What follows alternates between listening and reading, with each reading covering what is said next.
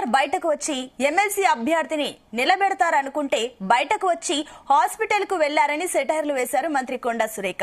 సిద్దిపేటలో కరీంనగర్, ఆదిలాబాద్, మెదక్, నిజామాబాద్ పట్టభద్రుల ఎమ్మెల్సీ ఎన్నికల సన్నాహక సమావేశంలో మంత్రి పాల్గొన్నారు. లోకల్ బాడీ ఎన్నికల్లో కాంగ్రెస్ గెలవాలంటే నరేందర్ రెడ్డిని గెలిపించుకోవాలన్నారు. ఎంపీ ఎన్నికల్లో కుట్ర చేసి బీఆర్ఎస్, బీజేపీకి ఓట్లు వేశారన్నారు.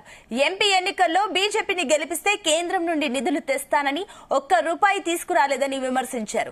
ఎమ్మెల్సీగా నరేందర్ రెడ్డిని గెలిపించి రేవంత్ రెడ్డికి బహుమతిగా ఇవ్వాలన్నారు. మొదటి ప్రాధాన్యత ఓటు వేసి నరేందర్ రెడ్డిని గెలిపించాలని విజ్ఞప్తి చేశారు.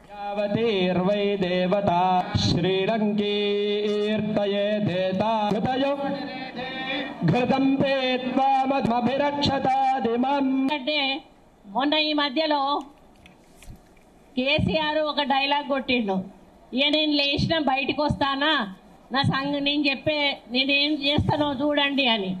అంటే నేనేమనుకున్నా అంటే అయ్యో లేచి బయటకు వస్తాడు కదా, వచ్చేమన్నా ఎమ్మెల్సీ క్యాండిడేట్ నిలబెట్టి గెలిపిస్తాడు కావచ్చు అని నేను అనుకున్నా.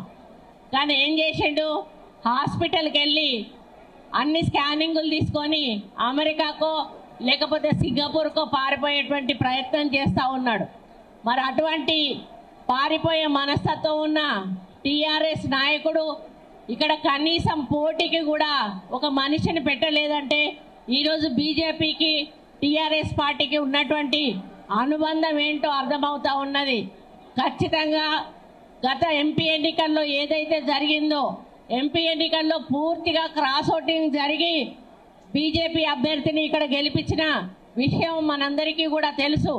రేపు ఇక్కడ కూడా మరి ఎమ్మెల్సీ ఎన్నికల్లో బీజేపీ అభ్యర్థికి మరి టీఆర్ఎస్ వాళ్ళు క్రాస్ ఓటింగ్ చేసే కుట్ర కూడా జరుగుతుందని సందర్భంగా తెలియజేస్తా ఉన్నాను.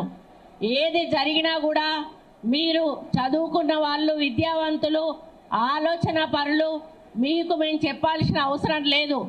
మామూలు ఎన్నికలైతే ప్రజలకు విడమర్చి చెప్పాలి, కానీ ఇటువంటి పట్టభద్రుల ఎన్నికలకు మేమేం విషయం చెప్పాల్సిన అవసరం లేదు. ఈరోజు అవతల నుంచి నిలబడ్డటువంటి వ్యక్తి ఒక వ్యాపారస్తుడు. ఏం చెప్తున్నాడు అంటే నేను వస్తే సెంట్రల్ నుంచి నిధులు తెస్తా అంటున్నాడు. మరి అప్పుడు రఘునందన్ రావు ఎమ్మెల్యేగా నిలబడ్డప్పుడు కూడా నేను ఇక్కడ ప్రచారం చేసిన, అప్పుడు ఆయన కూడా అదే మాట చెప్పుకొని గెలిచిండు. కానీ ఒక్క రూపాయి కూడా అభివృద్ధి కోసం సెంట్రల్ నుంచి